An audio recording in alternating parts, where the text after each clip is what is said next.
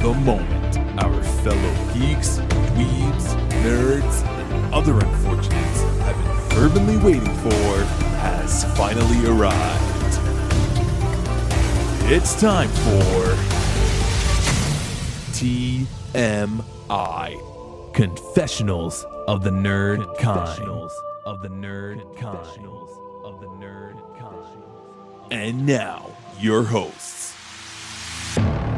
Jeff Nerfherder Chandler, Jim Kaiju Baker, and Christina Yojimbo Henry. You can continue.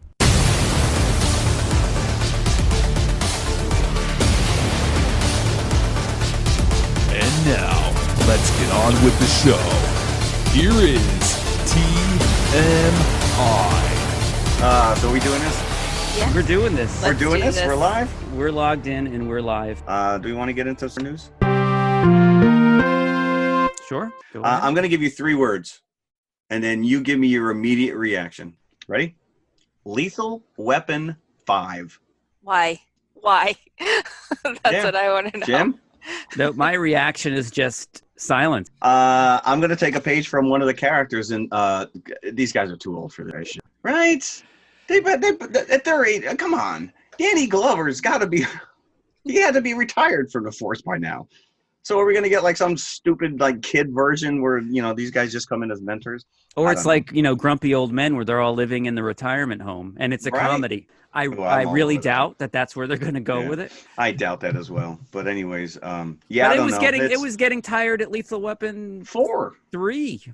Well, 3, yeah. Once you brought in Rene Russo, Joe Pesci. Yeah. I watched all of them. I felt like the end of the 4th one, they were saying goodbye to those characters. It felt yes. Well, like that's any one of these franchises that we saw in the 80s, early 90s. And now all of a sudden, I mean, look at Bad Boys for Life. It's like top the box office 3 weeks in a row. It's amazing, you know, the way like these old actors just keep getting to revisit like the franchises that made them popular when they were young, and you know, they just get to keep going on in perpetuity. That's because somebody keeps throwing money at them. I mean, it's frustrating though when you have these continual returns to these older franchises, and then like something fresh and new and original doesn't get greenlit because they don't have the money for it. You know, I read a book a few years ago called Hitmakers. Okay. And it was written by a former editor of The Atlantic. And he talked about what makes things popular. And he said people want the familiar with a gentle touch of surprise. There you go. That's certain things remain popular because people want something that they can, you know, sort of psychologically latch onto, like, say, a Star Wars film. Oh, you mean like The Last Jedi? And then they want something, but they also want something fresh, you know, so that they're not watching the same story over and over again. Let's face it, like, studios are risk averse. Oh, absolutely. The billions of dollars that they pump into these things, you need a return. Yeah. So anyways, let's follow that train of thought, which is the fact that Blumfeld House, who recently just came out with that Halloween reboot, is officially remaking The Thing. So apparently this new version, now wasn't there another one that was just made like in 2011? Yes, and 12? I watched it just to be prepared for our upcoming discussion. Oh, look at you. The original Thing. You're so yes, it was a prequel. It was not a remake. Gotcha. It was a prequel. And I didn't realize that. Based around the Norwegian camp that you see decimated. Oh, nice. I had no clue. But this is supposedly based on lost chapters of the script from the original novella. So what happened here, and I have a lot of things to say about this topic. All right. Let's go. So John Campbell wrote the novella Who Goes There? And it was published in the 30s. Yep. And John Campbell went on to have an extremely successful career as an editor. He was probably the most influential science fiction editor of his day. And just a few years ago, many years after his death, someone found a book in his papers called Frozen Hell. Mm-hmm. And it was Who Goes There, basically with extra chapters. Now, The stuff that I read about this claimed that Frozen Hell was cut down to who goes there because of space issues when they published it. But my feeling on this is that Campbell had an opportunity in his lifetime probably to have the book republished with the extra chapters. And chose not to. Because the truth is that a story is ultimately a collaboration between a writer and an editor. And if the story was cut down, there was probably good reason for that. Mm-hmm. And I really dislike people going back to a writer's work after the writer's death and deciding, well, the author really intended to have all these extra chapters in there, so let's publish it now the way they intended. You don't know anything about authorial intent. You're not the author.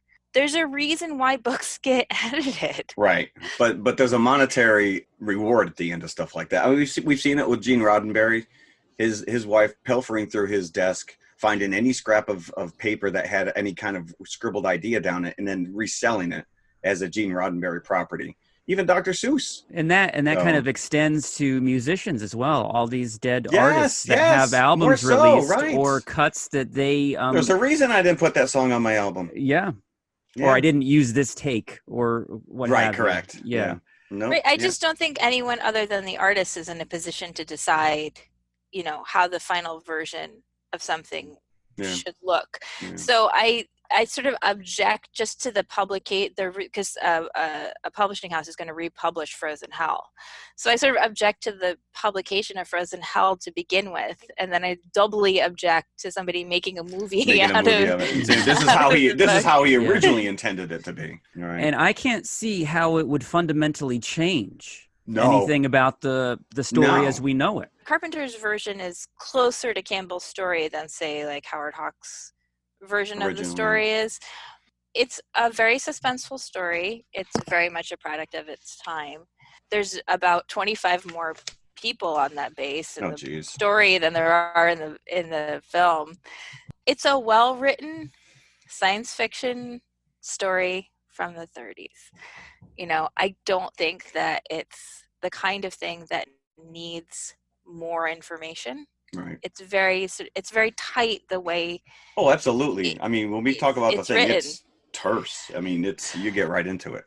So, I just thought that was interesting, and but like you said, everything old is new again. One last bit of news, Jim, which is we've gone on record numerous times concerning your desire to find out the true source of the zombie virus on The Walking Dead. Well, we do know that the comic book has come to an end. Kirkman that's it. Oh yeah, by the way, this is the last issue.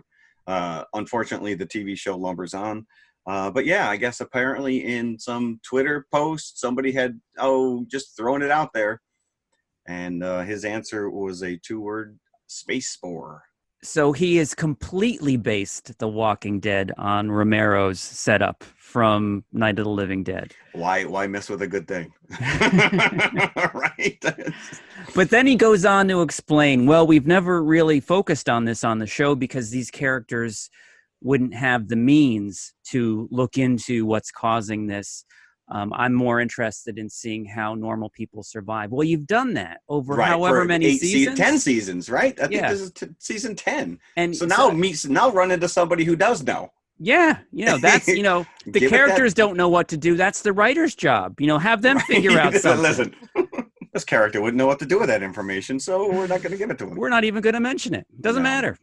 No. So, anyways, I thought that was interesting. So, for better or for worse, that's official, unofficial. I don't think it'll ever be brought up or presented on the show itself. Yeah, apparently, and that was never the official explanation in Romero's films. It was just kind of put out there as maybe it's right. But when we talked about Night of the Living Dead, that was the only explanation that actually made it into the final film. That they actually had a couple other opinions as to what may have caused it. But I like that because it was just talking heads on the TV. So, like you said, you're flipping channels, and it's like, oh, that's what happened. Anyways, that's all my news. This episode is about us. Mm-hmm. Well, every episode is about us. That's right. It's all about me. This is the Jordan Peele, his second feature as a director, following up the amazing Get Out. Get Out. but a much more ambitious film, should we say? And this is more straight horror. Even though there are a lot of moments of levity in here, but it's more straight horror than Get Out was. And it deals with a lot of themes. It's very symbolic. It's going to give us a lot to chew on. So let's get into it. So I feel like, am I going to be responsible for your therapy bills, Jeff, for making you watch this movie? No, I actually have. So after, I'm a little more resilient than you give me credit for. I whine sometimes, and sometimes it's all just for the show because really, I'm game. But yeah, this was a movie that I probably could have gone the rest of my life and not really watched. But you know, you were a strong advocate for it, and you said to us, you know, just shut off your phone, close your door, and just invest 2 hours in this movie. Apparently, you know, obviously I watched it on TV. I didn't get to see it in the theater. And when I saw it, I mean, I watched it just on your recommendation. It was long before we decided to actually talk about it. Mm-hmm. And I enjoyed it immensely. Mm-hmm. And now I've gone back and I rewatched it. And there's a little bit of a story behind that. But yeah, no, it's surprising because it's not what you're expecting, I guess. Yeah. You know, and like Jim just said, Get Out was such an original and fresh, you know, he just had such a unique voice in that movie that you're like, all right, this guy's, you know, I'm on board. If his name's attached to something, I'm willing to see it. So yeah. And what I like about this and Get Out, it's almost seems like you're watching a long episode of The Twilight Zone because it is a Twilight Zone episode, very much so. Now, the interesting thing about watching us is that, Jeff, I think you and I were maybe the last people on the planet to see it. Because it was a big hit. It only cost $20 million to make, and it made in excess of $250 million at the box office. But anybody that I mentioned, I talked about, we're going to be doing Us next week, even though it's not a new movie. We just never covered it. Right. Everybody that I mentioned that to has seen it. People that are not horror movie fans have seen it because this has made the rounds. It's on airplanes. You know, it's on cable now. Yeah, it's on HBO. Yep. So my dad saw it. You know, the guy that I work with who hates horror movies saw it. And he's like, you're doing Us. And then I'm like, don't say anything. Don't say anything. Stop right there. I haven't watched it yet. But yeah. Shut your mouth. Lots of people have seen it. Lots of people liked it from what I'm hearing. So, all right. So in other words, we're late to the game. Well, we're late. We're late to the game. That's all right. Listen, there's somebody out there who has not seen it yet, and they will watch it and then come back and listen to this. Now, this movie is filled with, I don't know if you want to call them Easter eggs, but just little gifts that Peele is leaving. And I loved, in the beginning, the very, very beginning of the movie, you're seeing like an old style TV screen, and there's a news report about Hands Across America. Mm-hmm. Yep. Which immediately dates it to 86. 86, yes. Yeah. So I think that they were trying to do Live Aid 2 with Hands Across America. It wasn't a concert, but it was all over MTV, and it was promoted very heavily to young people back then. Fighting hunger, everybody across the country is going to join hands from coast to coast. And I don't think they actually did it. I think it's how it broke down a few. Right, I was going to say you got one river or railroad tracks, and the whole thing is screwed. But regardless, this is what's on the TV when Us opens, and there are 3 video cassettes. You caught it, yeah. And you don't realize their significance until after you've watched the movie. You caught it. But the first one I saw, just because the letters are the biggest, is Chud. Chud. Mm-hmm. Cannibalistic humanoid underground dwellers. Any kid that had cable in the 80s saw Chud multiple times because maybe it was cheap for cable companies to buy and show. I just remember the VHS box with the sewer cover, slightly ajar with the hands coming out kind of a thing, right? Yeah. Yeah. I used to get Chud and the Stuff all mixed up in my head, but they are very much two separate. Chud Stuff. Then we have Steve Martin's The Man with Two Brains. Yep. Also ties in heavily with this movie once you realize what's going on. Then we also have The Goonies, which I didn't really get. Maybe it's just because he likes that movie. They're underground. No, because they're underground. Is that simply that's all it was? Yes, underground? Because the Goonies are underground. There's actually a line late in the movie that's a direct reference to the Goonies. Oh, when we get there, I was waiting for somebody to say, "Hey, you guys!" No, it didn't happen. Yeah, this is our time.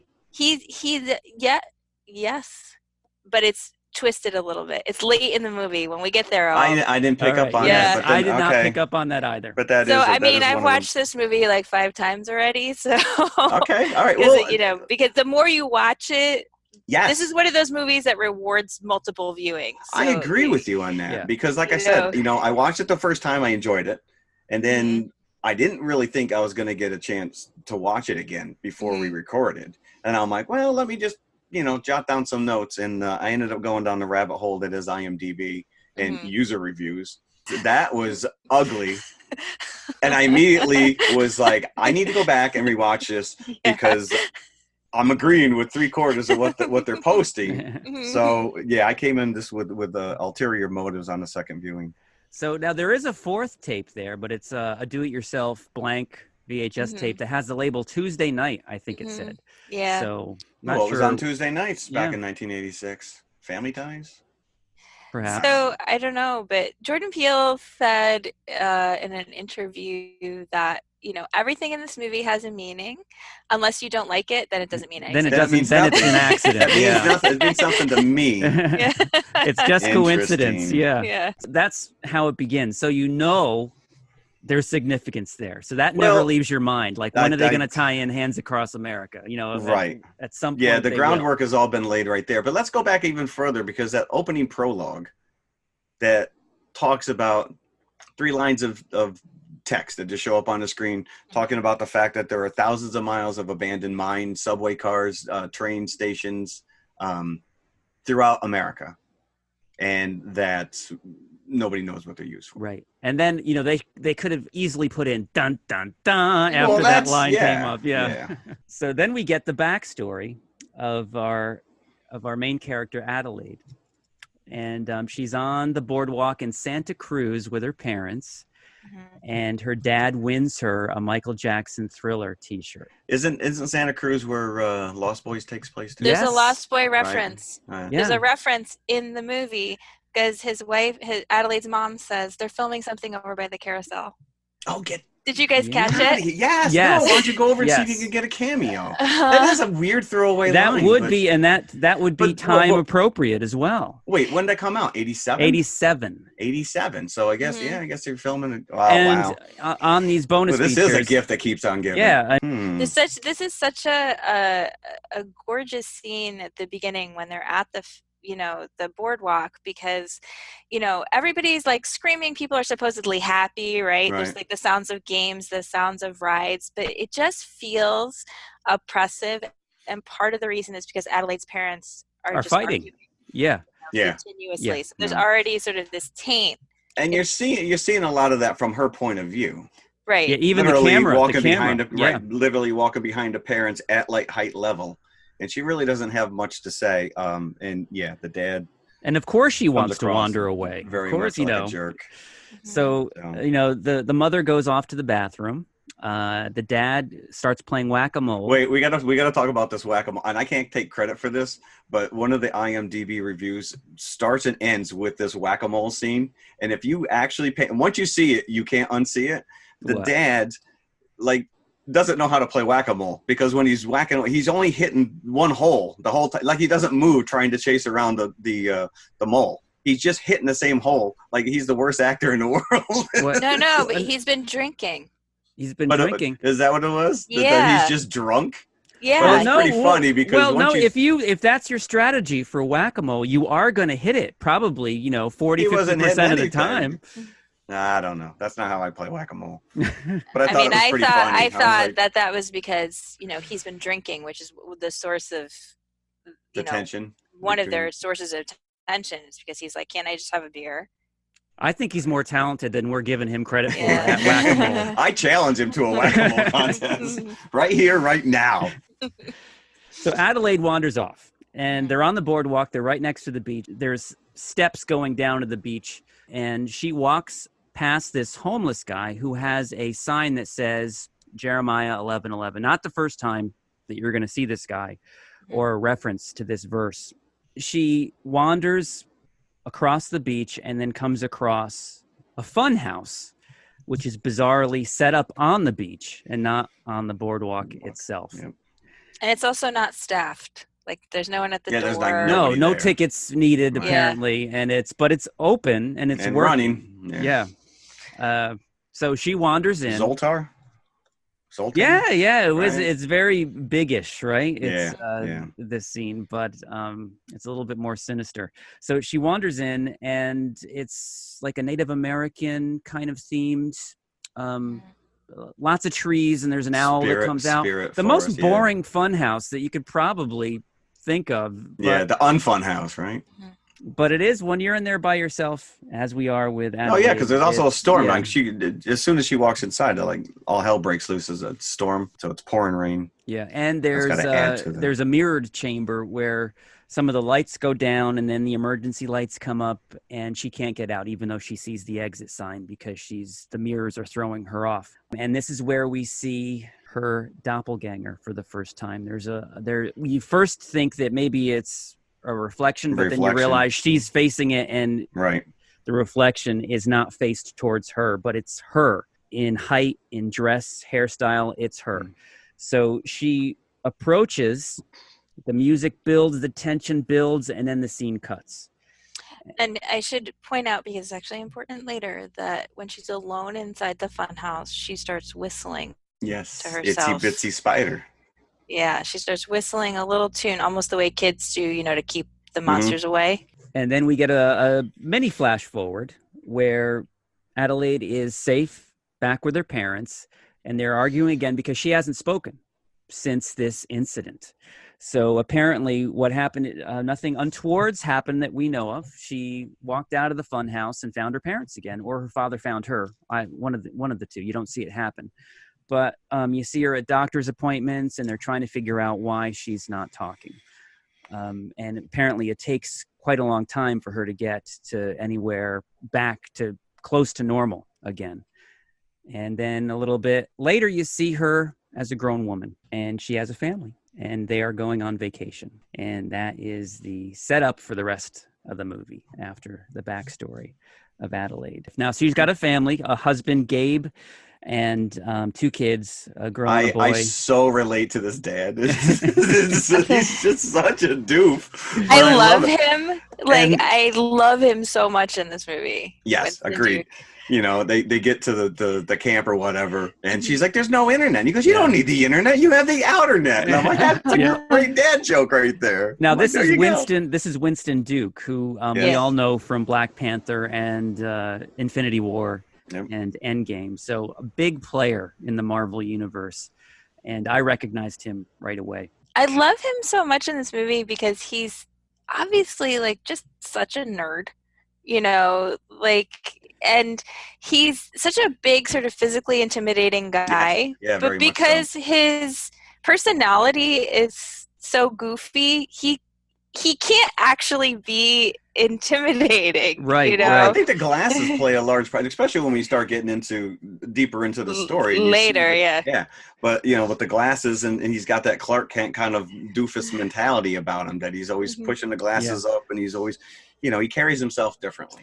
And according to Jordan Peele and those bonus features, that's kind of the way that Winston Duke is. So, oh really? Just kind of that doofy, laid back. So so they're going on vacation, and where are they going?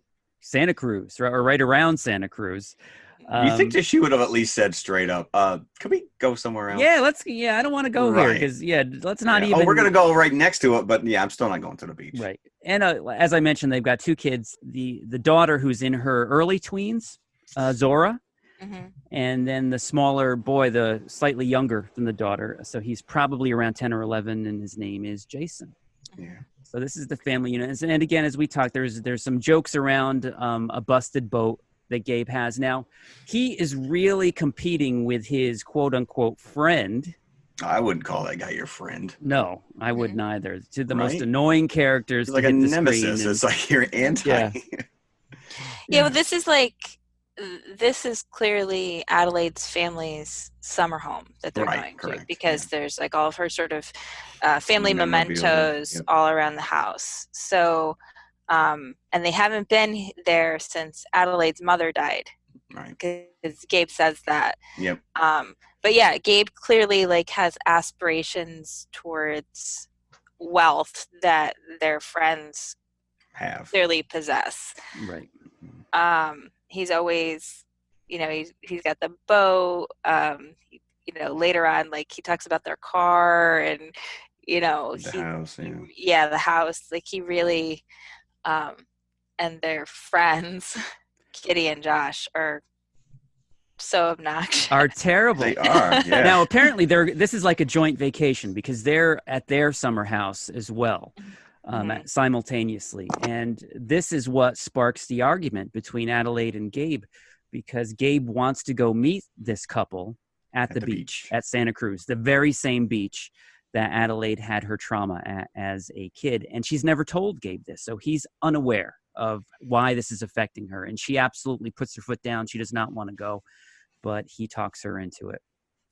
So her entire life, she's never gone back to this beach, even though her mom's house is right there. Mm-hmm.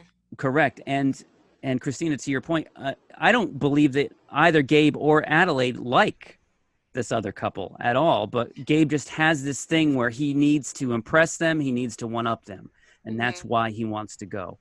And Adelaide is just going to have to suffer through Kitty at the beach while he's doing this. And she is insufferable. Yes, she is. Played by Elizabeth Moss. It was outstanding. Yes. In this movie, just the playing this part, she's so deeply unlikable.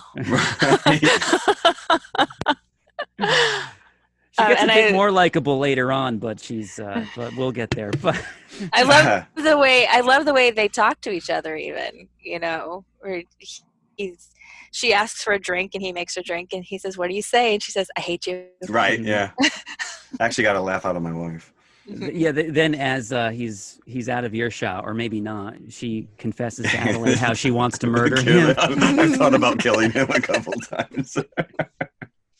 I think we've all been there. But she also says, talks about, sort of how her life was ruined by the birth of her children, that, her sort of career aspirations fell to the wayside because the twins came along at the wrong time. And, but all throughout this conversation, Adelaide is just tense. She just can't relax while they're talking. And Kitty's talking about, cosmetic surgery she's had done, and all. Oh, you look just the same as you did last year, she said, which I thought was a great line. So it's weird because as much as you get the sense that Gabe and Adelaide don't like them, it's not so much on Adelaide's part, but Gabe really aspires to this family. And there's, they're a family of four, as they are. Yep. Right. As we said, they have twins, girls, two girls. Twins always creepy in a movie, always. So this is the scene on the beach. It's the nervous titter kind of laugh, but this is still a tense scene. Yes. Yeah. Because like Christina said before, which is, Adelaide is jittery. She's not comfortable in her own skin. She doesn't want to go to the beach to begin with. And the way that he's shooting this with these quick cuts and this fidgetiness of her, it just builds up the tension that you're like, all right, something's going to drop. Like something's going to happen. And of course, that funhouse is still there. And they are within, they're very close to it, wherever their spot is on the beach, of course. Jason wanders off to go to the bathroom, and walks past the vicinity of the funhouse. But that's not the most significant thing that he sees. No, it's not. It's not. Right. We see someone, a disheveled man, looking very much like the homeless man that we've seen at the beginning of the movie. You don't see his face. His back is turned to Jason, just as the mysterious figure in the funhouse, her back was turned to Adelaide, but he notices that there's blood dripping from his hand. We should mention that earlier when they were sort of pulling into the parking lot, there was an ambulance they were putting someone into the ambulance. It was a person who was dead, and he was holding the Jeremiah 11:11 sign to his chest. Right. So, yeah. And the guy who's standing there with his hand dripping, he's not moving. He has both of his hands out to his sides. Yeah. He's a little early. Yeah, he was early to the. He's like, oh, that's tomorrow? What? He didn't get the memo. Yeah, he did not get the memo. Apparently not. Adelaide completely loses her mind. Once she can't find Jason. Yeah, because she can't find Jason, who's gone to the bathroom, and her response is not in proportion to the length of time that he's gone. He's not been gone long enough for her to flip out. But she completely loses her mind. And of course, at this point, you're thinking it's because when she was a little girl, something bad happened to her there. We don't know what, because they don't show it. And she's worried that same thing's going to happen to her child. Right. So, but let's bring out the point that Jason is special needs kid. Is he just kind of a little off? Yeah, I think there's sort of an implication that he might be on the autism spectrum, or something like that he learns differently. Yeah. It's not clearly stated. No, but the twin girls said to Zora, your brother's weird, and she's like, he's just uncomfortable with people, in situations. But he was very much a loner. He always wore that kind of that monkey Chewbacca mask, and he has this little flint. He called it a magic trick. That it must be like sparks or whatever, and he just constantly is playing with this. So somewhere on the spectrum, where the kid is just a little aloof. The next scene is them back at their summer house, and Adelaide sees that he's drawing this figure that he saw, and it's the back of his own head facing the back of this character with the bloody, and that's kind of where they leave it, because Adelaide sees it, and you could tell a chill goes over her. Asks who he is. Oh, this is this guy. I don't know. He doesn't really give much explanation, because he doesn't know, who this guy is either. So she's been completely tense since they come home. She keeps looking out the windows. Yeah, right. Yep. She keeps pulling her sweater tighter around her. She's closing herself off. And she is almost to the breaking point internally. And Gabe is completely oblivious. Such a great he plops his butt down on the bed, and he just kind of sprawls out. And the bed is tiny. It's just a little twin bed. So the two of them sleep in it. And he's just kind of, like you said, she's facing the window. She's in her own world right now. And he's like, hey. He's trying to get her. She, for the first time, tells him about why she was so cagey about going to Santa Cruz. She tells him about what happened to her as a kid, and he's shocked to hear it because he had no idea. And she convinces him that she wants to leave. She's also seeing coincidences too, which she thinks is building up to something. She feels that almost like she's back to the source of this trauma, and that this girl is coming for her. Right, and it's so funny because she's saying, I feel that she's coming for me, and he's like, the mirror girl? Yeah, I know. Dude, you're not getting laid now. He's sort of expressing disbelief. She's so intense at this moment, and this is the first time he's hearing of it. Right. So they've got to have been married, Zora's about 12, 13 years old. So they've been together for at least that long, over a decade, and this is the first time he's hearing of this. So you can't blame him for expressing disbelief. No, not only that, it's not the first time they've been to the house. Yeah, but they've never been to the beach before, right? I got that impression that she always begged off from going to the beach. Then there's that funny line where he says, well, I'm pretty sure I could take you in a fight. So if she looks like you, does that fake little punch to the jaw, and she's like, not funny. She would have stabbed him right there. Not funny. But then we get into it, right? And this is given away in the trailers. This is the setup for the movie where, which is it? Is it Jason that sees the family outside? Is he the first one that sees them? Because the power goes out. Yep. The power goes out, and all of a sudden Jason's standing. He goes, "Dude," the power just went out. Go back to bed. And he goes, "There's a family. There's a family outside. There's not a family in our driveway." Yeah. And he goes and looks and there's a family in our driveway. Exactly. He's kind of like, oh, okay, yep, you're right. And they call the police. That's the first thing that they do. That's horror movie. Well, she's now losing her mind. Mm-hmm. And she's holding the kids to her, immediately, come here. She tells Zora, put your shoes on. She's ready. Yep. To leave at this point. She knows what this means, and she's ready to go. Right. And Gabe's like, no, it's fine. Just stay here. So he goes out. He goes outside twice. The first time he goes outside, and he's like, get off my property. Right.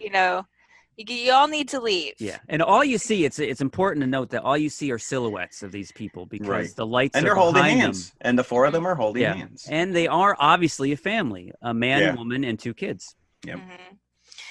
And they don't respond, and he's kind of like, all right. Yeah. He goes back inside, and he's like, I'll take care of this. Right? He's like, we got to call the police. And she's like, I already did. They're 14 minutes out. 14 minutes out. That's not going to do anything. Now, he already complained. Like, you called the police. Like, the first time, he's like, you called the police for this. And then he's like, we got to call police. Yeah. Right? He immediately changes tune. Yep. And then he says, go get the bat. Right? So Zora runs and gets the bat, comes back with the bat. This is my favorite scene, honestly, that he's in the movie, because he comes outside with the bat and he's like, now I told you to get off my property. And then he's like, if you want to get crazy, we can get crazy. And like, he's such a big man. Seems like he'd be so physically intimidating, but this character is such a goof. Right. You cannot take him seriously, even though he's like 6'4" and he's holding a bat. Yeah. At this point, you know that Mom's got a better chance of defending, of fighting off these people than he does. And then they start to approach at that.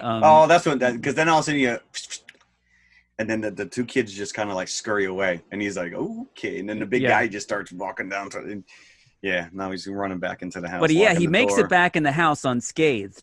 But then as he's holding the door and he's yelling at his family, the big guy that's trying to get in just takes the bat right out of his hand and whacks him on the ankle. With it. So he's pretty much defenseless now for the rest of the movie. Yeah. So the rest of the movie, he's like, ow. Yep.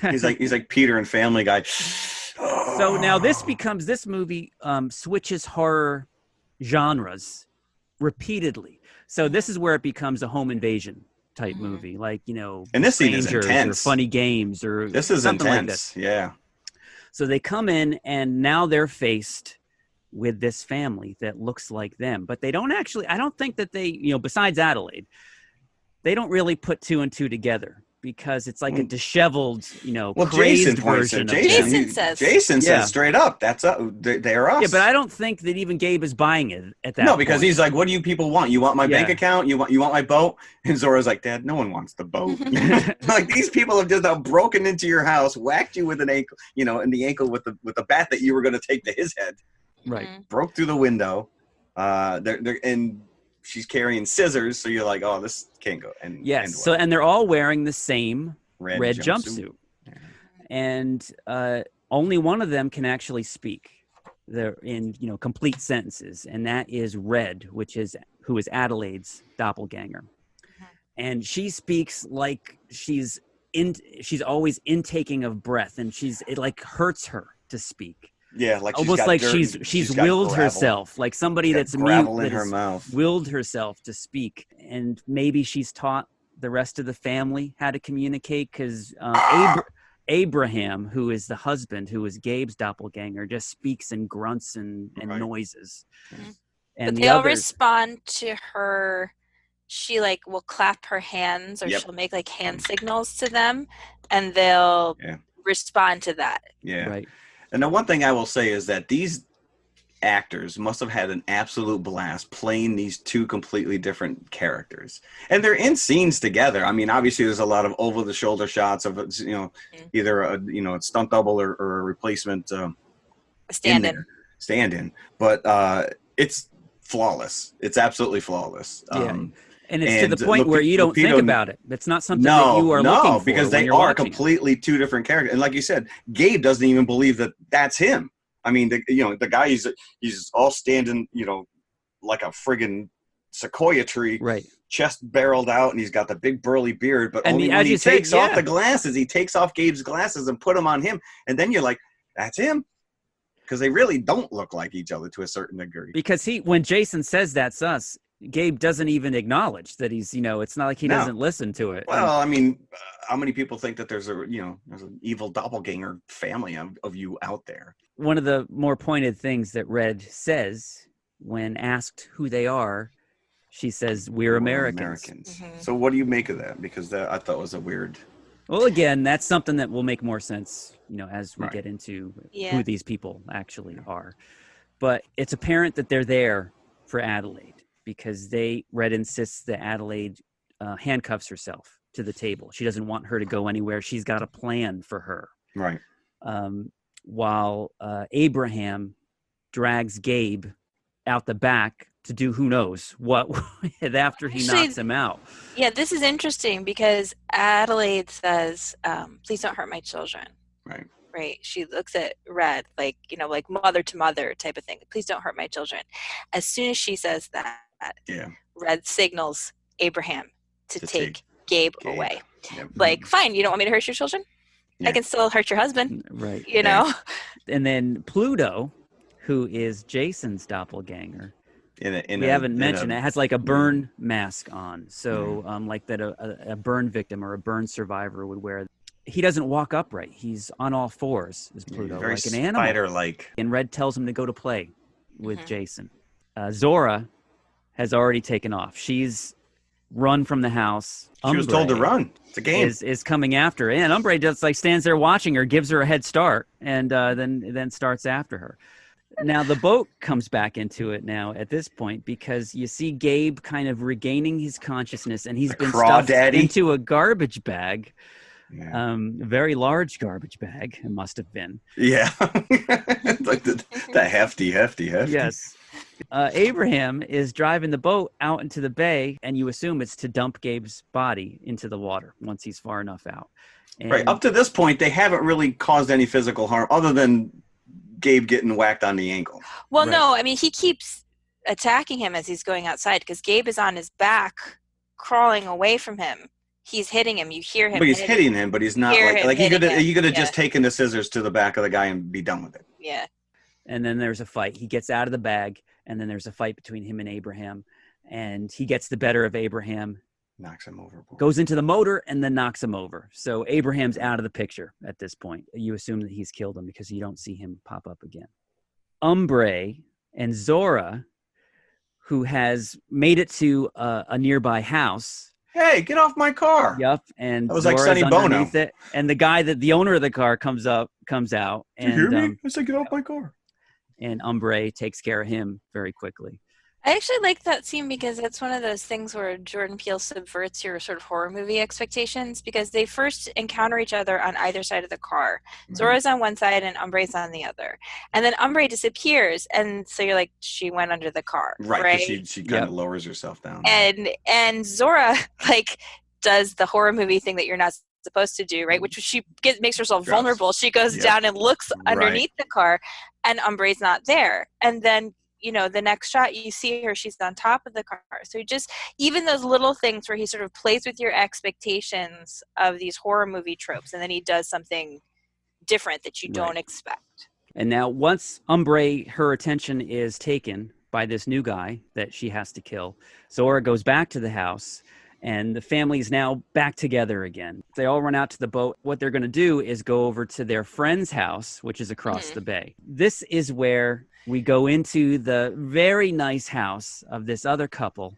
Kitty, played by Elizabeth Moss, is yelling down at her husband to do something, and he's sitting there, and this guy is such a scumbag. He's like sitting there on his headphones, and he's ignoring his wife, and you just get a sense. There's something outside. There's noise. I hear it. I'm getting scared. And he's like, there's nothing outside.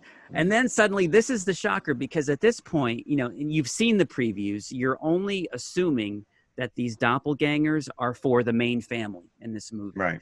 Yeah, this is pretty big revelation. So this is the reveal right here, as that this family has doppelgangers as well. Elizabeth Moss shows up in her own red jumpsuit, and so does the rest of the family, and they just start causing havoc. Now, this is where I was saying how she's more likable later on, because I definitely like the doppelganger version. The doppelganger better than I did Elizabeth Moss. This was kind of shocking, which was, you got the main your main family on the run, and they're like, oh, let's go to the neighbor's house. And they're going to them for help. They haven't gotten there yet. They're on their way in the boat to come across to ask them for help. And they're getting taken out themselves. Killed out immediately. By their own doppelgangers. And the two girls get killed, the twins, by their doppelgangers. Everybody in red jumpsuits. That's like the first shocker, because Kitty's gone downstairs now to say to Josh, go outside and see what's making this noise. Right. So now they're arguing downstairs, and the twins come out of their room and are standing at the balcony, and then all of a sudden you see their doppelgangers behind them, and so their parents see the doppelgangers kill their kids. Yeah, I thought the doppelgangers were Nelson at one point. Right. Or they both look like the girl from Night of the Living Dead, I thought, from the poster image with their hair hanging over their faces. So, yeah, the husband gets killed by his doppelganger, who is just as smarmy as the husband was. Yeah, with slicked even back more hair so with the slick back hair. So, right? Yeah, immediately takes his lounge robe off him and puts it on himself. Right, and then Kitty gets it from her doppelganger. And then there's this genius scene, right? Because they have this thing in their house. It's like an Alexa type device that they call Ophelia. Yeah. And it had been playing good vibrations because Josh was just being obnoxious to Kitty and started playing the music loud. And she says, "Ophelia, call the police." And it starts playing the police. Right, yes. So then we get the original family, Adelaide and Gabe and the kids show up. And they have a confrontation with these other doppelgangers. And there's a great scene. It's almost like Daryl Hannah in Blade Runner, where one of the twins is just doing somersaults from room to room to room, because these kids were gymnasts, right? And Zora is the one that takes her out. Oh, badass, man. She is, yeah. She just... Because again, it's like this scene is almost like they're reveling in taking out this family. It's like because they don't really like them to begin with. It's like nothing brings a brother and sister together like a homicidal murdering spree. It's like yes. And now all of a sudden the siblings, she's got the golf club, and Jason grabs the geode, and they're and they're stalking upstairs. They see the neighbor's dead bodies laying there, and they're like, "We got this." The reason why they do that though is because Adelaide goes to the door and texts as Josh, in Josh's bathrobe covering his jumpsuit, comes to the door and opens the door. And Adelaide says, "We need help." And then suddenly she realizes he's not quite right. Oh, he is, yeah. And they grab her. Dahlia grabs Adelaide and drags her upstairs. So now they're going into the house so they can get their mother back. And this is the second time where Adelaide is simply handcuffed. She's not. They could have killed her at any chance. They're handcuffing her. I have a theory that the doppelgangers can only kill their own doppelgangers, and that's why. That does make sense. But it seems that Red had a larger plan that she wanted Adelaide to witness to. Yeah. Well, that would play out with the guy at the beginning with the blood running down his hand, right? Yeah. I have a theory that they can they're only supposed to kill their own doppelganger. Right. They're not supposed to kill anybody else. But us real humans, on the other hand, we can kill all of them. No holds barred, baby. So yeah, Gabe gets to take out his financial rival. And I think that... Oh, that's where there's a joke about a flare gun earlier. Yeah. And he's hiding in the boat, which is called the biatch, which I loved. And he fires off the flare gun and it just kind of peters off to the side. And he's like, oh. Once they take care of the doppelgangers in that house, Gabe is like, "Let's stay here. This is safe." I'm like, well, they weren't safe. And there's dead bodies still here. That. Yeah. They're still laying there. And the whole thing is just open glass. So you're exposed to the whole world. Everyone's going to know that you're in there, but they're sitting at the table. And that's when Jason says, "How many everybody's is there going to be?" Right. And they watch the news. And then they're like, this kid's got a point. Yeah. Up until this point, we just thought that it was us. Now it's our neighbors as well. What the hell's going on? And they turn on the news, and sure enough, it's a worldwide epidemic. And they say people keep coming from the sewers. So there's your callback to Chud right there. Right, and to the opening crawl, where it says, there's thousands of tunnels underneath the United States. Nobody knows who's making all these red jumpers. I know that's one of the questions that I had. Amazon. So it turns from a home invasion thing to a Night of the Living Dead thing, where these the population is being attacked. And you made that home invasion, and they make because Adelaide's like, "We got to leave. Let's go to Mexico." Mm-hmm. And Gabe's like, Mexico? We got everything we need here. Mm-hmm. She goes, we'll set up some traps. He goes, she goes, did you really just reference Home Alone? And the kid, they're Zora, like, what's Home Zora Alone? turns Yeah. around, what's Home Alone? I'm like, that is the worst parenting ever. Kid's 13 years old and he's never seen Home Alone.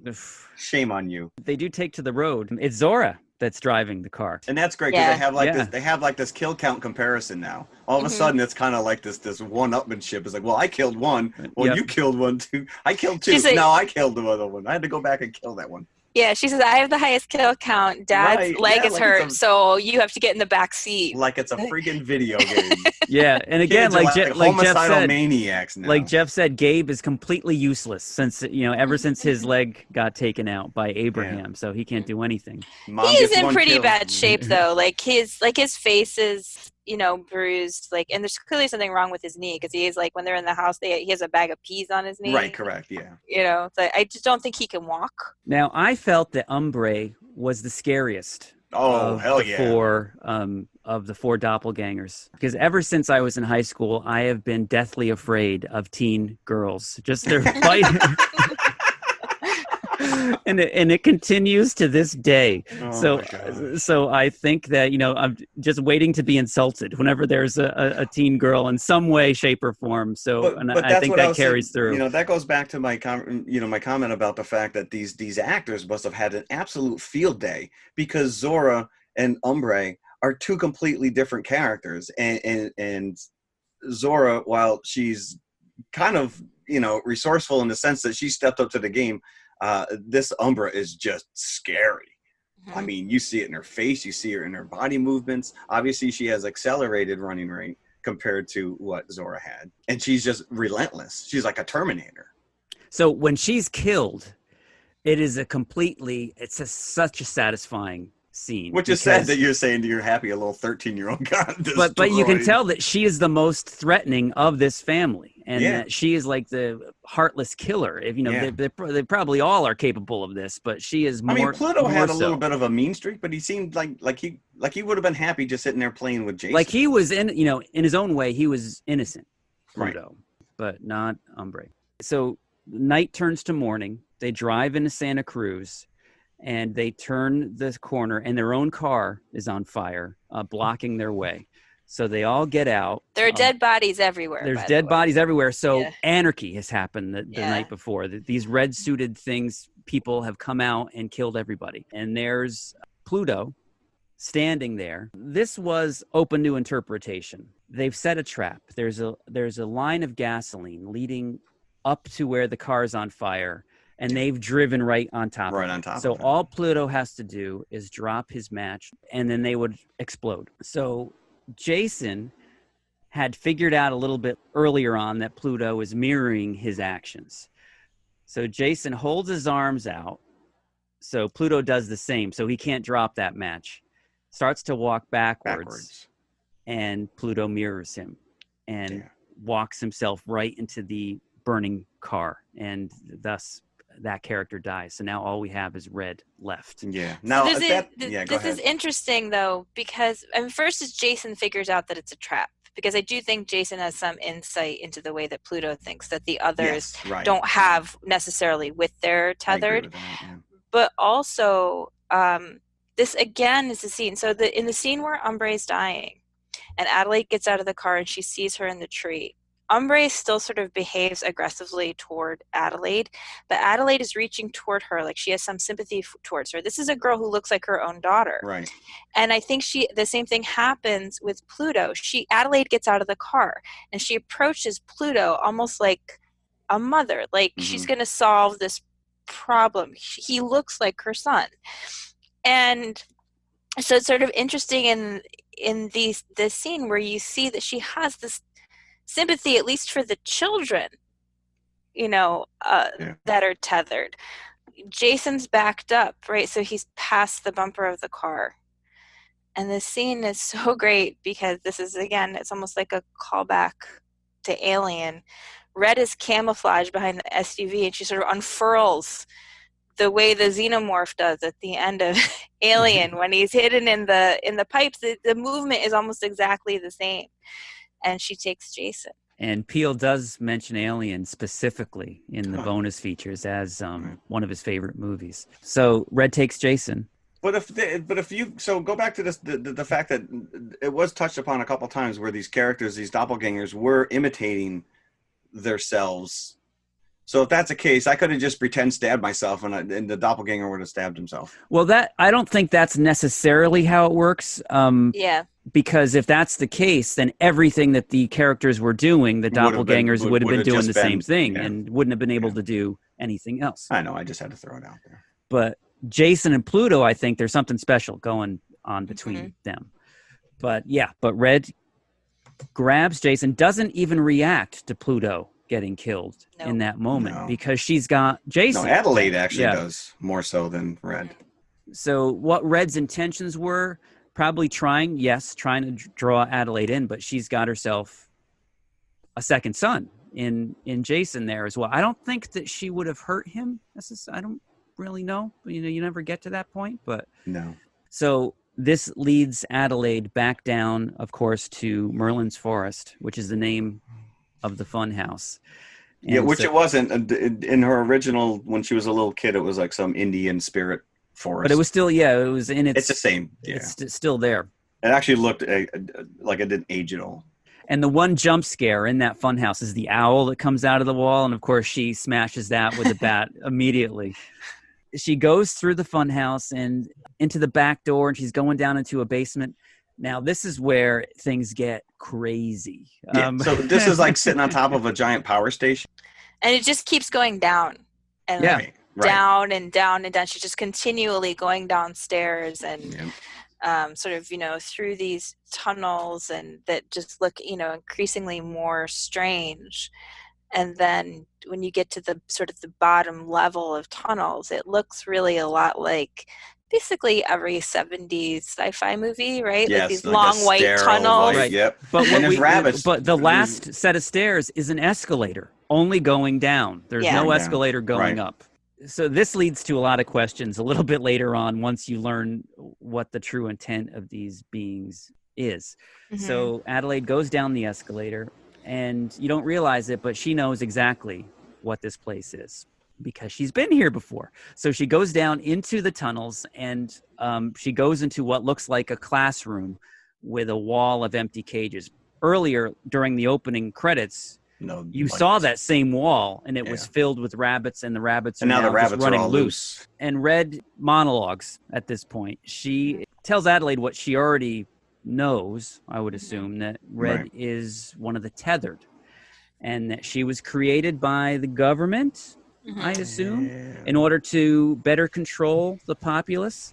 So their actions mimic the actions of those above, that they're created as clones of the people above, but without souls. I think what their intent was to use the clones to kind of be puppet masters of the populace living above, but it didn't really work out that way. It's almost the opposite, which is the shadows that imitate the original source. And it's like pristine white tunnels, as you said. In the lab or the underground facility in any science fiction movie would look like this. You get the sense that there's a doppelganger for everybody in the U.S. and that they've all come up. And that's the one thing that we didn't talk about, which you do start to see that, as they're making their way back through Santa Cruz, there's huge lines of, hundreds of these people in red jumpsuits holding hands. Mm-hmm. And this is actually the scene when they go into the classroom and Red is telling Adelaide, basically how she came up with this plan to free the tethered, right? And she says, it's our time up there. Right. Which is the opposite of the Goonies, where they say it's our time down here. Yep. So like sort of a direct reference to Goonies. Also, there's like a little Alice in Wonderland reference where she says they all went mad down here. Mm. Right? Well, just the visual of all those white rabbits running around. There you go. Yeah. And actually on the second viewing, I caught there's more than a few rabbit little nods throughout this movie. Yeah. Whether it's on Zora's T-shirt or in the the bunny rabbit painted inside the Hall of Mirrors and some of the other little stuff. But yeah, everything has a purpose, right? Mm-hmm. Yeah. And then this is actually my favorite scene in the movie. Red and Adelaide start attacking one another, and it's almost like a dance. And it starts intercutting with the scenes of them dancing as children. And this is pretty significant, actually, because it's the pas de deux, which is supposed to be a dance for two. But they're each doing a solo, but they're also kind of dancing together. And the music is like my favorite thing in this scene. My husband came home when I was rewatching this for the show, and he came home just about when the scene would start. I'm like, don't talk. Like, don't talk to me. This is my favorite part of the movie. I just love the way the scene is cut. It is pretty impressive. The silhouettes of them fighting in the hallway, cut with the scenes of them dancing. Yeah, because Red has taken on dance moves. It's very operatic almost. They do point out that Adelaide wanted to do this dance meant for two by herself, but she knows in her heart of hearts that she's not doing it by herself. That's for later, Jim. That's for later. We get the monologue, so now we kind of know, as Jess said, you're seeing like shots of them holding hands. So now we know where the Hands Across America have come through, and that's where she says we're Americans. We're Americans, right? But they're also Americans because that's maybe a give that it was the government that created them. Yeah, that they're Americans just as much as the ones above are Americans. But at some point, she says that they were abandoned by their makers and just left down there. And that's an interesting scene where you get the playbacks of Adelaide as a kid walking through the boardwalk, and you see her. People are interacting. They're feeding, a couple at the picnic table, feeding each other on roller coasters, and then you get it from Red's point of view, and it's just like these mutant people standing in a hallway, kind of mimicking what these real world counterparts are doing, and you're like, what kind of world are these people living in? It's just really that's the question, because this is where it falls short for me. Just the plausibility of that happening, of them surviving down there. No, I think you're talking about a doppelganger for every person on the planet. I think and they all somehow rallied behind her, that she was able to get. Well, in the U.S., I think this is limited, right? Yeah. To the U.S. Yeah, I think so too. But the fact that they can't, that's a lot of people, my friends. But it is a lot of people, but they have no. It's like they can't function. They're just doing frenetic imitations of what's going on. But she was somehow able to mobilize them. But we find out why later. But if it's the entire country, how could she, as one person mobilize the entire?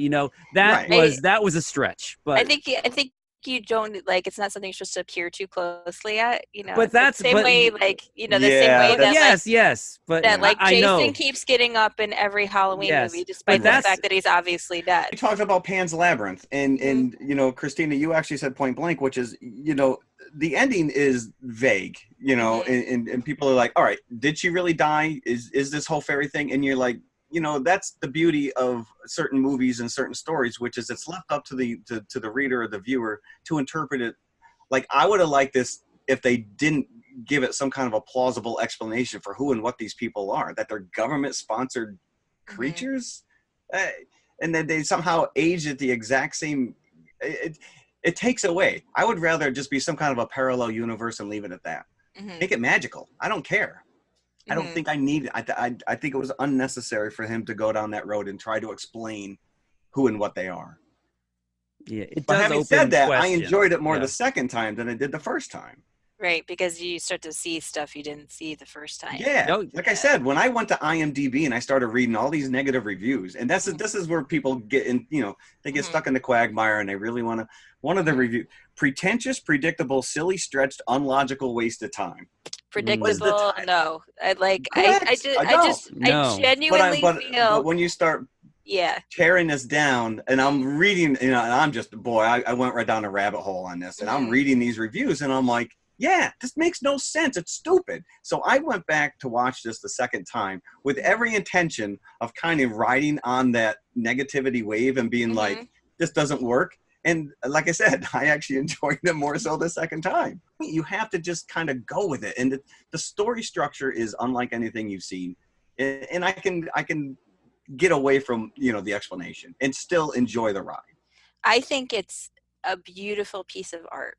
And I think there's just such a reluctance to recognize horror as art. As an art form. You know, and that's, I think, what he's trying to achieve here. Like, there's a lot of symbolism. There's a lot of stuff in the film that you can read into. He's trying to make a work of art here. Like, it isn't just a, you know, a commercial product. No.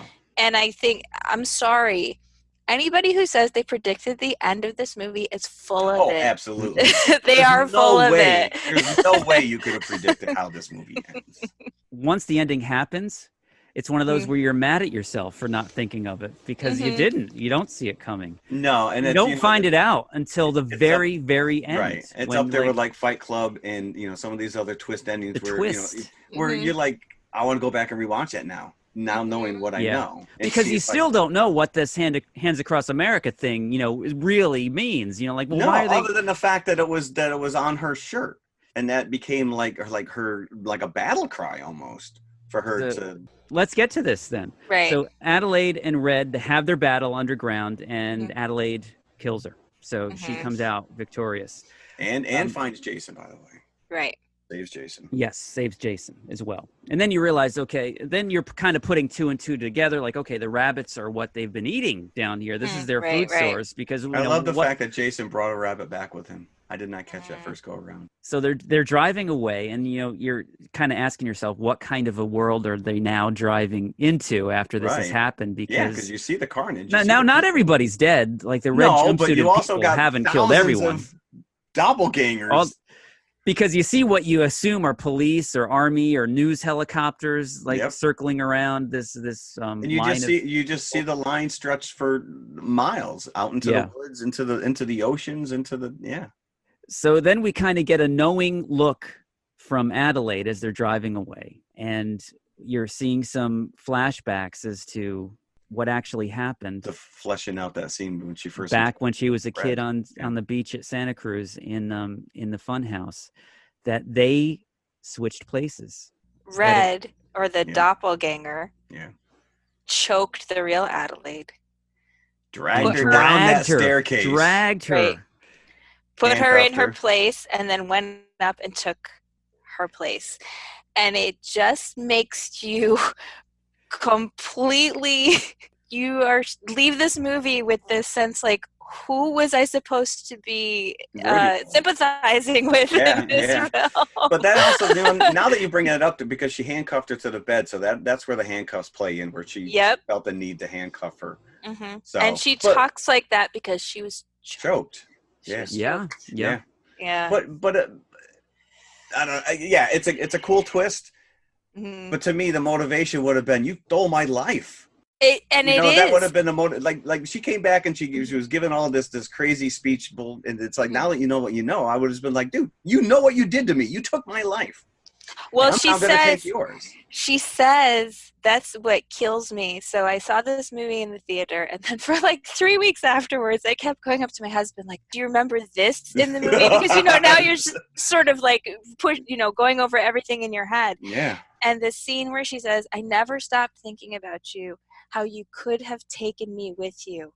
That line killed me once I realized what was happening, because it's true. She didn't have to put the real Adelaide away. Like they could have come up with anything, right? They could have just come up the escalator. Right. They could have just come up. They just could have they could have left the funhouse together, but she made this decision to punish Adelaide basically for having a life, for seeing the sun, for sleeping in a real bed, for whatever.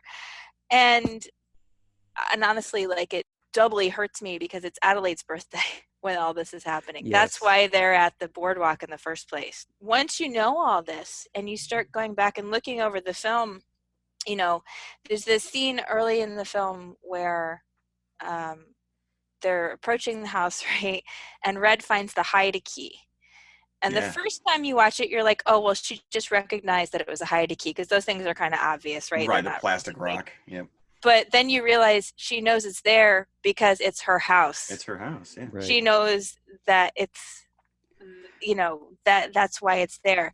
And she says when Pluto and Jason go running away, Red says, "Don't burn our house down," because she plans on setting up shop there. Yeah, living there. Now, and also you can tell that she is very bitter about the fact that Adelaide chose Gabe and had these two kids, but when Adelaide married Gabe, she was connected suddenly to Abraham. Right. Now she has to deal with Abraham, and now she has to deal with Umbre and Pluto. Adelaide has them as children, and they're thrust upon Red. Everything that Adelaide has is given to Red, but in a very negative way. Yeah.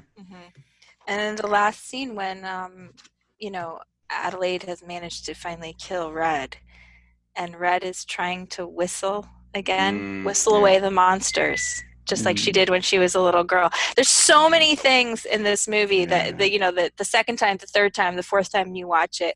I was crazy waiting for this to come out on video after I saw it in the theater, because I wanted to watch it again immediately. Like, I wanted to go back into the theater and watch it all over again.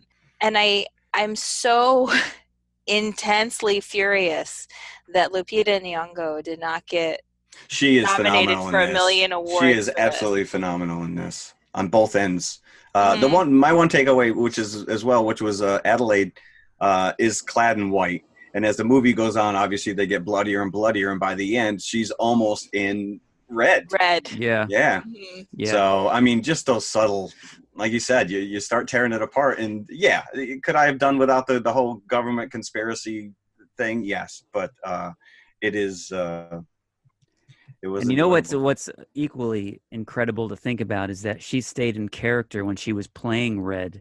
So if you see her like in behind the scenes footage where they're not actually filming the movie, she's speaking as Red. I would think you would have. I mean, that guttural voice that she does is just so unlike anything that. But it's not even just doing that. She's Red when they're not filming. It's like that's method acting at its finest right there.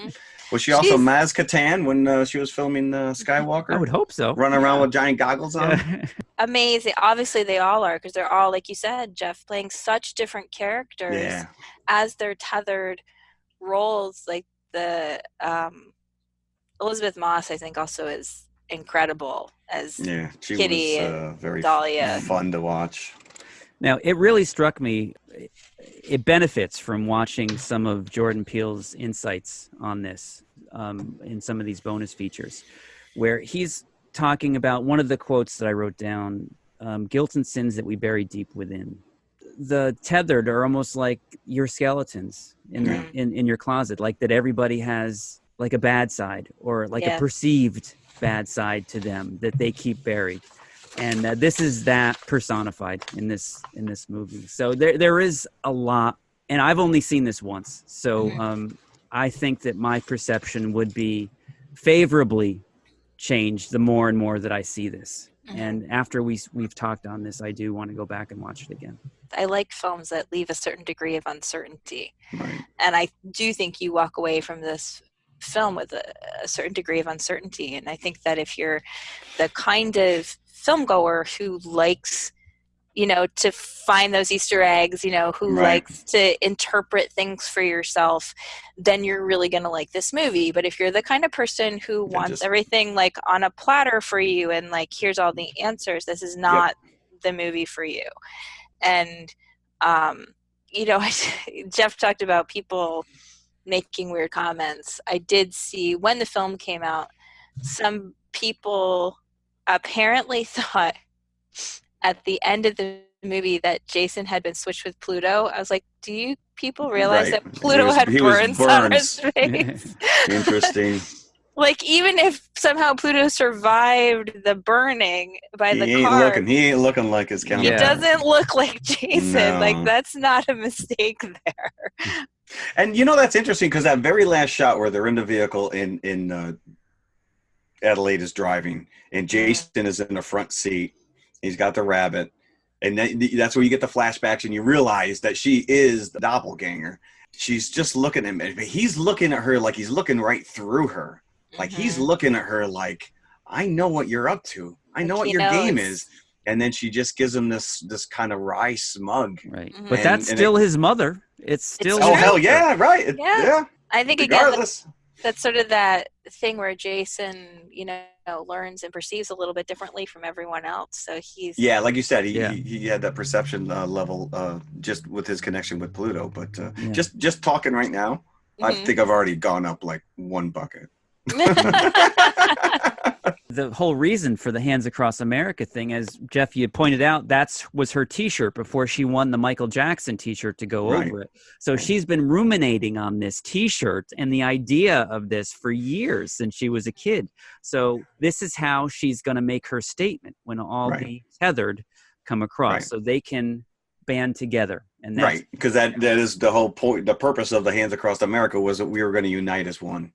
The scissors too, because she makes the little paper dolls. That look like the Hands Across America. Yes, yeah. And then the, of course, as I referenced earlier, the homeless man who sort of got in place a little too early. He's standing there with his arms out because he's waiting for people to come and hold them. Hold them, yeah. Mm-hmm. And he's bleeding, obviously, because he had killed the guy that we saw in the ambulance. Mm-hmm. Yep. Yeah. So there's a lot going on there. And again, you can either watch it for, at face value and take it for what it is and be mad that, it was all a government conspiracy cover up, or you can dig deeper.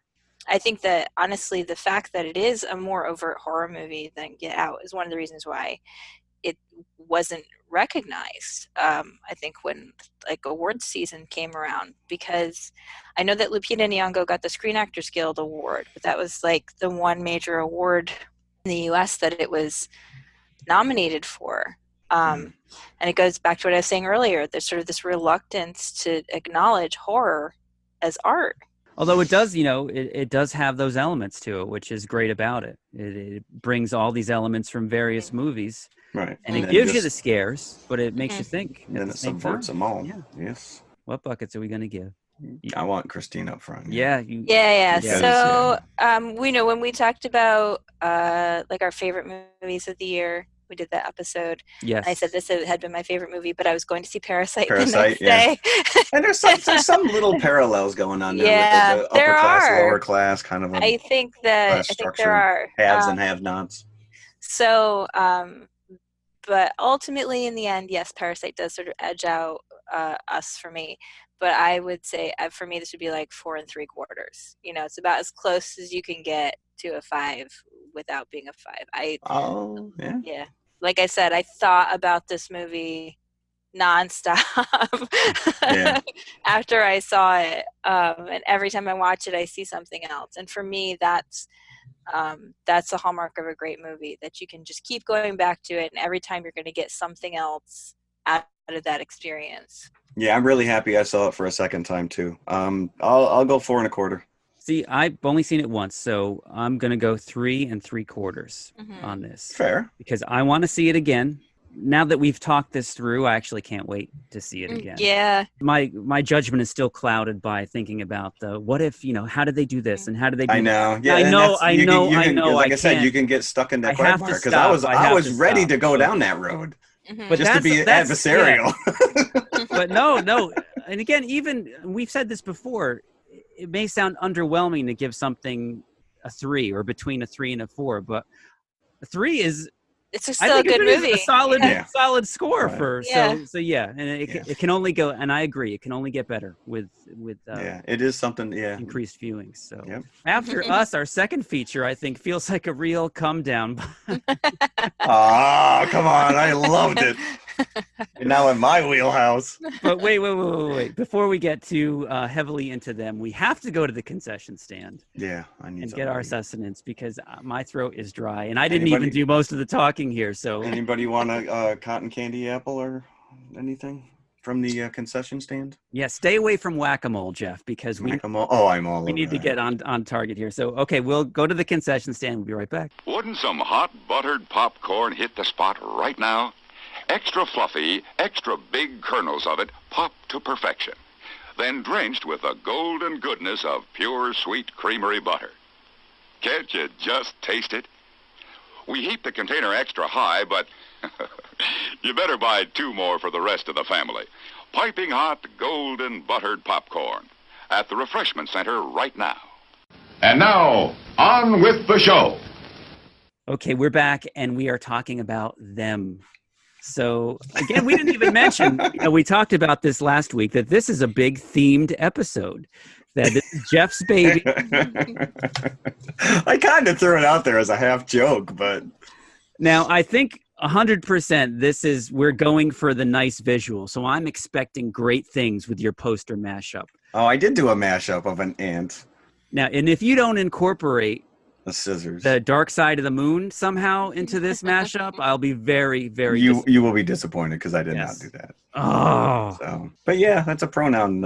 It's a pronoun palooza, I guess. Now, if there wasn't copyright issues, I would totally be playing the beginning of Us and Them right now, slowly building up into under our voices. Can we at least play the ant sound effect? That is so iconic.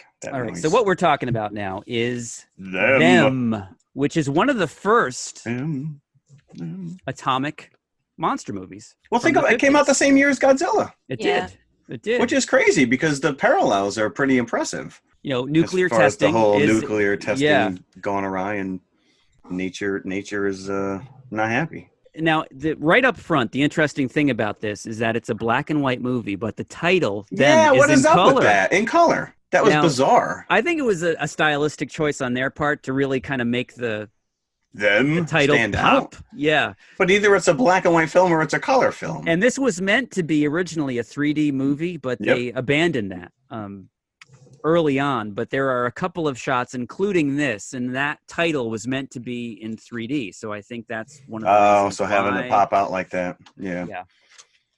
Interesting. So released in June of 1954, and it started a wave of giant bug movies. Well, actually, when you get to the end, it's almost like they're setting it up for like a whole series of these type of movies that they could just keep using.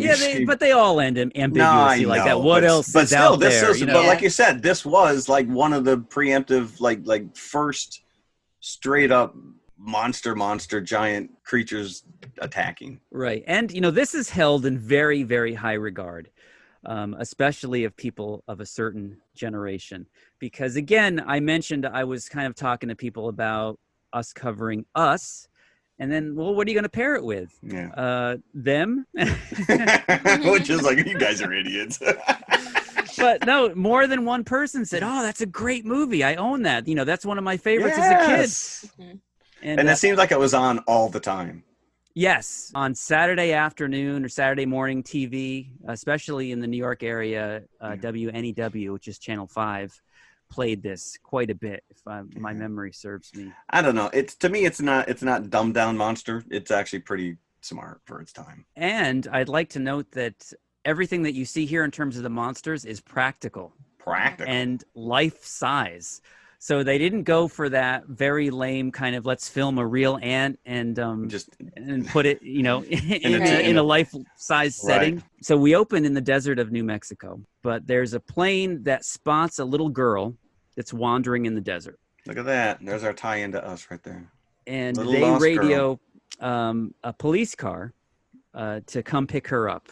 Now, one of the police officers that's in this car becomes the main character of the movie. For no good reason, he is promoted from police officer to official ant killer because that's so funny because we were watching it and we kept saying, like, how does this state police officer going all around the country, he has all this authority, and like, what the heck happened here? You're just riding on the coattails of that lady scientist. We see the girl wandering in the desert holding the doll. I don't know if anyone else got some Aliens vibes. Yeah. Right there. Well, especially when you get to the flamethrower as well. Yeah. Yep. Yeah, that is the weapon of choice in quite a few horror movies. Yes, exactly. Yeah. Standard fare, I guess. So the girl obviously has had something traumatic happen to her because she's not speaking, and she's catatonic. They're trying to figure out where she came from, and fairly soon into the movie, they find the abandoned car and trailer, which has been broken into quite literally. It's been ripped apart, the trailer, and tellingly, whoever broke into the trailer got into the sugar bowl. So because there's sugar everywhere. That scene though, where they're like in the trailer looking around, James Whitmore's character is like touching all these things, and he's like, "This blood must be 10 to 12 hours old." They're like, Right. how does he know the blood is Right, 10 nice. to 12 hours old? And he grabs it and he's manhandling the piece of clothing. Yeah, apparently forensics was not at its height in 1950. Yet the gun that he finds, he takes a pencil and slowly, puts puts it into the He's worrying about the fingerprinting equipment, right? He says, we need the fingerprinting equipment out here. And he touches everything in the trailer. Yeah. And at this point, they don't know what they're dealing with because they haven't seen anything. But doesn't he say something to the extent of that there's lots of evidence loaded with clues? And I'm like, isn't that the whole definition of evidence? What? So stupid. And then they go to see, what was his name? Gramps, I think, in the old corner store. Oh, Right, they're like driving back from the scene. They're like, let's stop here. Yeah. And they happen to come upon another crime scene. And the store has been destroyed, much like the trailer has. And again, the sugar has been raided. And so now the main police officer leaving the other guy there. They find the body of Gramps, and he's kind of all mutilated, and he's down the basement. And that's when we hear the ants for the first time, the noise that they make. Right, but Ed is going to die because they've been separated. And that's horror movie rule. Like, separation equals death. And like as soon as Ed's left behind, you're like, he's dead. There he goes. Yep. Ed's dead. And now there's tracks that these assailants have left that nobody can really pick up on. Now, no, this was like a Bigfoot situation where they actually did a plaster cast in the sand. I know. I was gonna say the sand's blowing, and it's like those footprints wouldn't have lasted. And they send it out, and we get both Doctors Medford, the old man and his daughter. The two experts, and they identify this track as an ant track. So, well, they won't say it first. They're like, well, it seems like it's this, and he's kind of talking coy about it. Yeah, he's talking to his daughter and like, scientists speak, like, and everyone around him's going, well, Doc, do you have a theory? And he's like, well, I'm reluctant to say because it sounds nuts. Right? To be like, this is a giant ant trap. And the doctor was driving me nuts because I'm like, he's like John Hammond from Jurassic Park, but it's the actor who played Santa Claus in Miracle on 34th Street. Oh, is it really? Yeah. Edmund Gwynn. But we didn't mention James Arness is in this as the FBI agent on vacation. How convenient! Who so famously played the Thing from Another World in the Howard Hawks version of The Thing. Right, and he's wearing the most ill-fitting suit I've ever seen. He's on his way to a Talking Heads concert. Like, his tie is really short, even for an era with short ties. Like, his tie ends, like, at the bottom of his ribs. He's got this jacket that's too big for him. It doesn't match his pants. Like, for the duration of the film. He was on vacation. I'm like, who dressed this guy? Yeah, and when did field operators stop wearing Maybe suits? They didn't have big and tall shops back then. It's like, big and but he is. I'm wondering because he is so much bigger than anybody else. Like and I have a feeling that people were probably standing on boxes anyway when they were in shots with him, but it didn't work. So he just towers over everybody else. So this team, this intrepid team, are our heroes. It sets out. So the two doctors, the old man and his daughter, the state police trooper who is either off duty or he has been promoted, and then we've got Agent Graham, who is James Arness. Now the ants make a relatively early appearance here because they all go out to the desert and they're looking around the original crime scene of the trailer. And was there her name Jan? I think her name was Pat. Mm-hmm. So close. I knew it was 3 letters. She wanders off, and we get to hear that ant sound again, and poking his head. And this is where you get the main visual from this movie. I think all the stills come from this scene where she's cowering over the hill at the bottom of this hill, and the ant's head kind of peers its way, and you can tell about 7 stagehands are moving every part of this thing, and so they all fire upon the ant and kill it. So hit the antennae. Isn't it funny though that Godzilla has a similar way to introduce Godzilla? Over the hill. Godzilla goes over the hill. That reveal. Yep. And everybody cowers beneath him, just to make him seem more imposing, just because he's the presence of the hill. I love that scene though where they're shooting it and they have like, their sidearms. Yeah. And then Ben Peterson like runs back to the car and comes back with a Tommy gun. And they're like, I can just imagine. Where did that come from? I know, right? Yeah. That's standard issue as well. Right with the flamethrower. Imagine him thinking, like, if you'd only told me there was going to be a giant ant, I would have brought the Tommy gun in the first place, Damn. I left my Tommy gun in the back seat. So with some aerial reconnaissance, they find the anthole where all these things are coming from. They find the colony. Not the anthole. It is a perfect circle as well in the desert, the anthole, right? So, and there's some nice shots of like you can barely see like the full size ant kind of sticking his head out. So you can see some movement in there when they're doing these aerial shots. What they do is they throw some cyanide gas bombs down there to take care of the problem, and then they shimmy down, and there's a scene where they're going through the ant colony and they're stepping over dead bodies, and that's where they discover the larvae, the eggs of the queen. And the queen isn't there. The doctor works out that the queen has escaped and is going somewhere to set up a new ant colony. But where is anybody's guess? Right. There's like this Mutual of Omaha's Wild Kingdom interlude in the middle of the movie where like you're seeing this documentary footage of ants and he's explaining all these things about ant behavior. And I understand why they did it because this kind of information wasn't really common knowledge, but it kind of like brings the suspense of the film to a halt. It does. And the movie does not pick up. There's one scene in the middle where they find actually it's more than one queen. They find one on a ship out to sea. So there's a quick scene. Viking. There's a quick scene where the ant attacks some sailors on this ship, and then they make the decision to actually sink the ship, and the crew is expendable, I guess. At that yeah, they have the one guy he had deep lacerations, but they never showed him. I'm like, come on. But then we get, this is the highlight of the movie for me. We get Davy Crockett in a mental asylum. Yeah. I was like, Fez Parker? What? Yeah, I'm like, is that really him? This is actually how he got the part for it is. Disney Crockett. Saw them and was going to hire James Arness as Davy Crockett, but Fez Parker caught his eye, and how could you he not went with him? This guy? So he is. They've put him in an asylum because he saw the Queen Anne and two of her consorts flying as I don't know if he was a crop duster or what his story wasn't. He the pilot at the beginning or no? No, he wasn't. No. It was different. But he was old man crazy Jensen. But he saw, they're calling it a UFO that he saw, but he's like, it was shaped like an ant. I tell you, it was shaped. It was three of them. They were shaped like ants. At one point, then they leave. He's like, you believe me? You're going to get me out of here? Well, I'm staying here for a little bit while longer. Yeah. We can't let you out just yet. So that was the highlight for me, seeing him. But the movie goes on. It's like an hour and nothing happens. There's no ants. The old lady's crying because her kids are messing with her husband, but she doesn't know where they went. And they're just like staring at her while she's crying. Like, and yet they somehow like bring her along to the crime scene later. Right. Maybe you could show some human sympathy for this woman who's lost her husband and children. Right. But they're able to figure out, that the crazy man from his hospital room has seen these things come and go.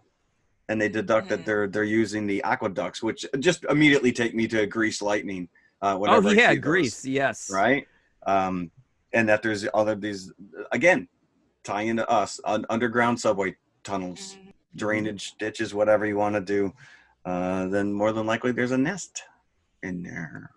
Right. So again, like you got that kind of Aliens vibe. Oh yeah, especially when you bring in the flamethrower. Yeah. So now all the authorities of Los Angeles converge on the drainage, the concrete drainage canyon of the offshoot of the Los Angeles River, and so these drainage tunnels are under the city, and that's where they figure the ants are. So they go through tunnel by tunnel, and there's a line of guys that they drive their Jeeps in there, and this is like all in the last 10 minutes, not even. Of the movie. This is like whenever you see a Godzilla movie and it's just like that 10-minute footage of all the army vehicles. Because, as they enter the tunnel, I just, out of curiosity, hit my DVD to see how much time left, and it's like 5 minutes. I'm like, 5 minutes? They're going to wrap this up in 5 minutes? But there's a lot that goes on in the last 5 minutes. So it's all out war, baby. They blow the ants to smithereens. These ants are not impervious to bullets or human weapons. They're no. And they find the queen, and the queen and her two. It wasn't three queens. It was just two male ants that also had wings that were kind of along with the queen. And they kind of dwell on them for a second and then burn them. And that's the end, like the end, as they're burning, right? So it's like, get these audiences out of here and get the next show in. Right. So, I mean, Peterson does find the kids before that, and he yes, he does. totally Yeah. Then he, Ben, poor Ben. Like, saving their lives. Those kids cracked me up because, like, there's a scene of the two of them against the wall, standing against the wall, and the ants are right there. And one of the kids is clearly trying to act, he looks scared. And the other kid is staring into space, like who talked me into this? Right. Someone told me this was going to be fun. It's boring. Right. Yeah. But Jim, you mentioned the fact that these are all practical ants, and from what I understand, there was only 3 that were fully built, completely full built. So you never really saw more than 3 in a frame at a time. But they were burning these; they were catching them on fire. So these props were destroyed at the end to make this movie. There's no ant in the Museum of Natural History. I read that there was a gaffe in the original cut where there was an ant, even though it's brief. They filmed the wrong side of it, so it was like filming Bruce, but from the opposite end, the hollow end. Oh, gotcha. And they obscured that on all the DVD releases, so you could only see that in the initial release. The theater. Yeah, but some interesting side notes that we already mentioned that Fess Parker got his Davy Crockett gig from Walt Disney seeing this. Also, James Arness got Gunsmoke from this movie. John Wayne saw them and recommended to the producers of Gunsmoke that they hire him as, I think Matt Dillon was, or Marshall Dillon. Marshall, Matt, okay. So he did that for 20 years, did James Arness. And it's important to note that The Thing from Another World is 3 years previous to that. Oh, okay. So he was already The Thing when this came out. The sound of the ants were made by 3 different bird calls mixed with a frog, a tree frog. Nice. This actually won a Golden Reel Award for Best Sound Editing too. So I assume that was based on the call of the ants. I would assume so. That's about the only noise you get going on in there. Yeah. Although this movie employs the Wilhelm more than I've ever heard any other movie. Are you 3 times I think. Right. They used it, that scream. Are you familiar with that is, Christina? Yeah. Any of our listeners who don't know, it's the famous scream sound effect. I think it was like for a Cowboys movie. It's referred to as the Wilhelm. Goofy does it all the time in Goofy cartoons. Yeah. And of course, Van Morrison's band, Them, was named after this movie as well. Wow. I have a note that Leonard Nimoy was in this. He is. He is. Yeah. You only see him for a hidden second. away. He's the guy who collects the message. He's the army guy. I don't even know what his rank is. He collects the message like, oh, this is one of those things we're supposed to be looking out for. They have like a flag to know any like weird reports of ants or UFOs. Right. If anything like this comes up. And how come those old world telegraphs, they all look like a cut and paste ransom note. Right? It was like, we're holding your ants captive. It's still fun. I enjoyed it. So my memory of this is better than the reality.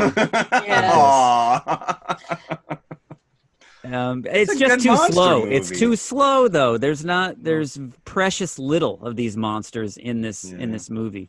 But again, when you were a kid, beggars can't be choosers. You took what you got. Yeah. Whenever it came on TV, I watched it. Yep. I saw it many times. Yeah. I didn't remember it being this slow, but I did watch it many times.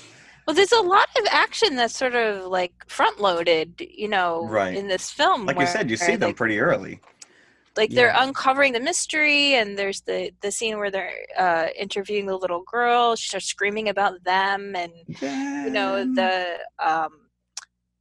they go to the nest, and there's actually like quite a lot of suspense that's built up to that point. But then, like I said, like after the point where the doctor sort of explains with his nature documentary how ants behave, then there's like this period where like the suspense just kind of like comes to a halt. Drops. They could have shown the scene on the budget mattered, I'm sure. Right. And when I say my memory is better than the reality, that could be literally true because they used to cut these movies to shreds when they showed on TV. Yeah. So I think it's very easy to take out 30 minutes of this movie, say, and still have it make sense and show it on TV with commercials. Yeah. So maybe it was missing all this stuff. If you never showed the scenes of all the drunk homeless guys, you would not lose anything. Yeah. You still need to keep that crazy scene with Jensen when he's screaming, "Make me a sergeant in charge of the booze." He's hiding underneath the sheets.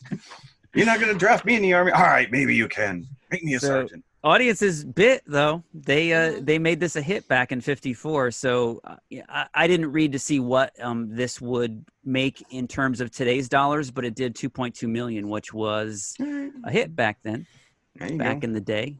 I read somewhere that it was Warner Brothers' third biggest movie that year. So that's saying something. Yep. All right. What kind of buckets would we afford to them? I'll start. I'll maybe set the bar pretty low. Low. I would give it 2. I would give it 2. Wow, for this 2. I'll have to go at least 3 because I enjoyed it. I mean, I was going to say 3 also. I think possibly because with this kind of movie, even if you don't necessarily enjoy it for what it is, I confess that my husband and I act a lot like Tom Servo and Crow when we're watching these movies. So like we get a lot of peripheral enjoyment out of commenting on the film. Yeah. So I would say 3 for the entertainment value that we provide to ourselves. It is a product of its time. Yes, it is. It was a precursor to. I really had a hard time staying awake during the second half of this movie, really. Okay. But I soldiered through. I was riveted. We got a confessional to ask of ourselves. Confessionals. Now, this is Christina's, so take it away. It occurred to me because I was thinking about us, and so this is relevant for me to the first film of our discussion today, and it was, is there a scene in a film that was so beautiful that it literally brought you to tears? Not that you sobbed because there was something emotional happening, but just that the film, something that you saw on screen sort of impacted you to that point where it drew up like a really strong emotion. And because it's my confessional, I'll tell you that it was the pas de deux scene in Us. Again, I know that seeing this on the small screen doesn't have quite the same impact, but when I was in the theater and you're in the darkened theater and that music is booming, and like I said, the two of them fighting in the hallway, the way it was choreographed and like edited with their dance, I actually just found tears in my eyes. To me, it was so beautiful, but not in the way that you normally think of beauty on film. Now that you've seen it more than once, there's an added layer to this when you realize that Adelaide knows that there is red. So it's not really a dance alone. So does it make you more emotional knowing that? Yeah, it does. And that's why, like I said, when my husband came home when I was rewatching, I was like, don't speak to me. Like, I need to be alone with this movie right now. What about you guys? I fell flat on this one, so go ahead, Jim. You fell flat on this one. I had a hard time coming up with something. I'm going to take this opportunity to get back on my soapbox that I take out every once in a while.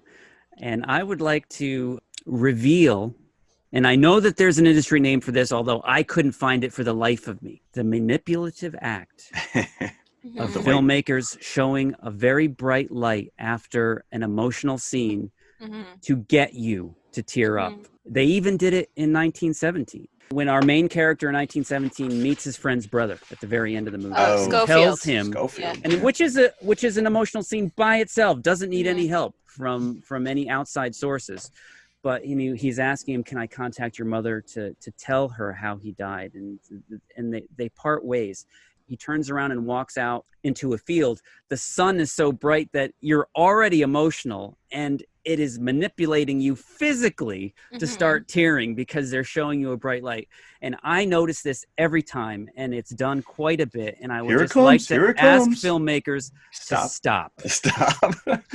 If your movie cannot create emotion already, then don't force it upon me by being manipulated from the time you go inside of the I've named it whitewashing. I call it that. I've given it a term.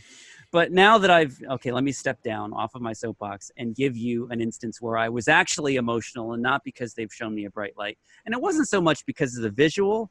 And I think anybody that's seen this movie will agree with me. The end of Toy Story 3. When Andy is given the toys and he's driving away, and you can interpret this so many ways as, if you're somebody that was so attached, and like we all are so attached to our childhood, he's leaving that behind. And then if you're a parent, you can see this as your son or daughter getting old and leaving childhood behind. It's affecting you on so many levels that you're a mess by the end of this scene and by the end of this movie. And it's just like the car driving away is the nail in the coffin. You're done. You're done. Well, when he starts playing with her with the Bonnie and the toys, you're like, dude, you're gonna be buying those on eBay 20 years from now for like a ridiculous amount of money. And let me point out, no bright light whatsoever at the end of Toy Story 3. Sometimes if I even think about the end of Toy Story 3, I just start crying. Why did you just think about the end of the movie? Yeah. I will tell you, my son had a birthday party, and I went and I sat like 2 rows behind the boys in this thing, and I bawled my eyes out. And my son to this day brings it up. He's like, Dad, don't watch it. You're going to cry.